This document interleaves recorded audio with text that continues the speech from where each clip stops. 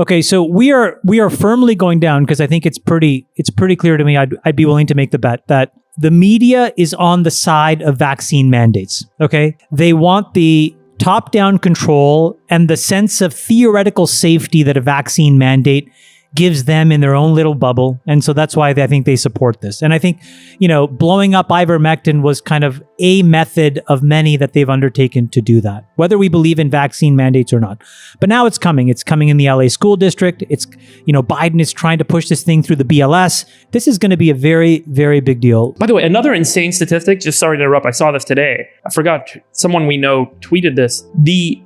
Who wants to guess the ratio of administrators to doctors in the US healthcare system? 300 to 1. Yeah, I saw it 300 to 1. Yeah. 900 to 1 today. Oh my God. And that is up from 5 to 1 in 1970. By the way, think about it. Can I just build on what you said? 900 to 1. Your initial tweet said 300 to 1, and it ended in 2010, right before Obamacare passed.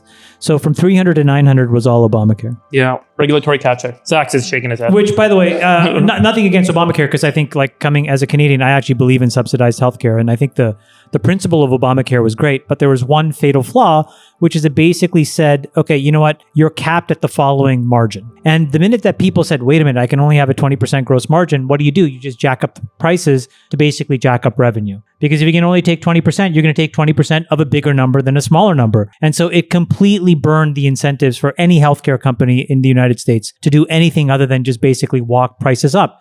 And it's funny because if you look at the stock prices of these companies, you would have made more money being long United Healthcare than you would have been owning Facebook, Google, any of these other tech companies in the last decade. Crazy stat. When Afghanistan happened, we spent $2 trillion, 2,500 American casualties, 40,000 wounded. And what have we gotten out of it? The Chinese are about to take up residence in Bagram, in our splendid Air Force base. And the Taliban are one of the best equipped armies in the world. That's basically what our $2 trillion got us. And China's going to build a superhighway. Right. By the way, and they're going to extract all did you see the thing where the Taliban were flying around in our helicopters? How did they learn to fly our helicopters? No, it was fake apparently. Yeah, it was fake news. Fake news. Oh, fake God. news. Don't spread it. Don't spread they do have more I had Black fake Hawks moral now. outrage then. Apparently the helicopters that were left behind are non-functional, so let's just clear that up. That's not true. Yeah. They have more Black Hawks than any other army in the world except for us. Haven't you seen all the photos of them? They're all decked out in our Taliban? uniforms. It's incredible. Really? Yeah. Oh, yeah. They got our night vision goggles and the whole photos thing. on the internet. No. There was reporting itemizing the inventory, the cache of weapons we left behind. It was gigantic. All right, let's It's a get to the question huge now. problem. The good news, bad news. Okay, so that's the bad news. That's what $2 trillion of government spending got us. The good news is I went back and I looked at how much money has been invested in the venture capital space over that same 20-year period that we were in Afghanistan. Yeah. And it roughly tallied up to about $2 trillion. I didn't know that, actually. I added up the Coincidence. chart. And most of it was in the last 5 years because there's actually been a huge acceleration in the amount of money coming into VC over the last several years, the SoftBanks, the Tigers, and so that you've had these Late stage funds. the mega late stage funds. So the truth is, for really way less than, I'd say, $1 trillion of, early stage, like true venture money, we've been able to create the entire technology ecosystem as we see it today. I mean, not entire, I guess go back 20 years, there's 5 years in the late 90s. So the private enterprise system has accomplished so much with relatively so little money. You compare the efficiency of it, you almost wonder, how did we squander so much money in Afghanistan? How is it possible? It took active looting by many different forces to basically squander. I mean, think about every literally had to burn money.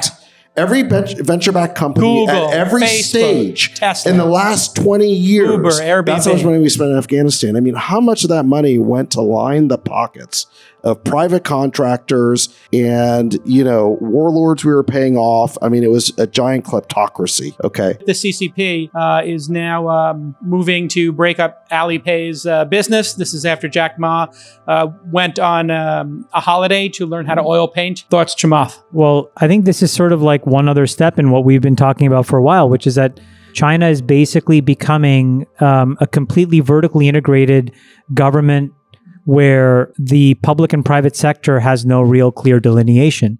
And I think that that actually has a lot of implications to us because they export an enormous amount of technology and building blocks to us, and we have no recourse if those guys either change their mind. And this is sort of what pulls us into this next very complicated phase of geopolitics, because, for example, if they decide to cut us off, they will invade Taiwan. I've said this before, but I think that they will. And we will have no choice except to deploy troops into Taiwan.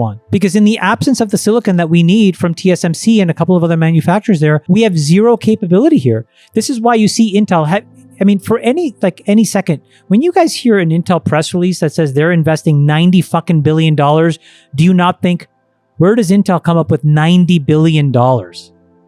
Right? This is a pull through from US government because it allows us to start to rebuild an enormous amount of critical infrastructure that we've left to other people. So, China is systematically decomposing and basically destabilizing all the China internet companies. They're going to control and inbound all of the critical resources. And we're going to have these really hard conversations unless this is, again, why I go back to, I don't believe what you said. Entrepreneurs are not enough of the solution. We need the government to step in with intelligence, not with anything other than that. They don't need laws necessarily. They just need to understand the problem. And then or get out of the way in some cases. Or step in and, for example, allow the regulatory capture to be disrupted. But they won't do it because special interests, and by the way, special interests, what do they spend? If you try to donate to a fucking congressman $4,000, $2,500, these people aren't spending $80 million to defend an $80 billion business. They're spending $80,000. And that's why we can't have progress. That's crazy to me. What do you think about decentralized crypto, finance in America? Should we allow it? Should we tax it? Should we regulate it? We should clearly allow it because this whole crypto stack, this whole decentralized finance stack that's being built could very well be the future of finance. And we certainly want to be ahead of that curve. Maybe there's some bubbles inherent in that. But I think what's really interesting, there's certainly a lot of really smart engineers, coders, entrepreneurs who are going to that area. And so I think it'd be a mistake just to discount it. I think we want America to be on the forefront of that technology wave, just like every other technology wave. I'll make a prediction. My prediction is in the next 20 years, the DeFi movement will catalyze a movement against the open internet. And it is because state actors will compete with private actors for this battle between centralized, institutional, state-based control systems. Like, I want to have a know your customer if you want to buy crypto in the US, versus all of these offshore places where I can go and sign up, get a bunch of money and trade forever and never pay the IRS a cent and live my life in the ether. And the open internet will start to get threatened. We've seen this in the past where proxy servers and DNS servers got, requests from the DOJ and takedown notices. And if that starts to happen, where all the servers and all the fiber lines that are running in and out of the US and elsewhere start to get kind of tackled, like China has a closed internet, you could start to see this become a really ugly battle that starts to play out.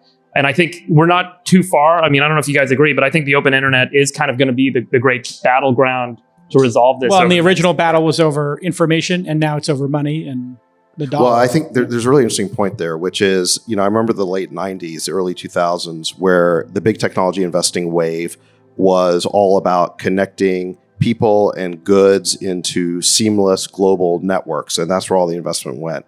Today, and behind that was sort of this utopian idea that the internet was going to break down barriers and tribalism and remove geographic borders and create a single connected world. Well, what exactly is the bet on crypto today? It's a bet that fiat currencies are going to collapse and deteriorate, be undermined by money printing. The US dollar will stop being the world's reserve currency, most likely. That individuals need to be protected against the rise of the authoritarian state. These are the big themes of crypto. And if you think of major technology investing waves as essentially a prediction market on what smart people think the future is going to look like, it's pretty scary that we're going from a utopian technology investing wave to a very dystopian technology investing wave. It destroys capitalism. If you think about what capitalism is, it's not just a return on investment, but it's the tonnage of dollars, right? So anyone who's a big investor here, I'll pick out Jan because he's done an incredible job. you're putting more and more dollars in for more and more dollars out. That's the pressure, Brad. These guys are under enormous pressure to get tonnage of dollars through the system in a productive way. And so, these guys are at the forefront. But when you look at, most of the projects on Solana, they're seeded with a few $1 million. And these are 60, $80 billion market cap projects. And so I don't know how capitalism survives in that world, number one. Number two, governance goes completely out the window because you're essentially replacing a set of norms that we've all agreed to about what a company is. It's an LLC or it's a C Corp that is incorporated with laws. There is recourse for you. You can go to these places and sue them. Now it's a DAO. It's a bunch of rules written in a blockchain. Here's how it all works. Here's how I make my HR decisions. Here's this, here's that, here's the other thing. And then you basically decompose everything into a service where it's recursive. You cannot build with me unless you make yourself buildable to others. Okay. So when you add all these three things together, I think to me, it's the most incredibly positively disruptive force I have seen. I think it will destroy wealth. I frankly couldn't give a fuck. And I think it's better for the world.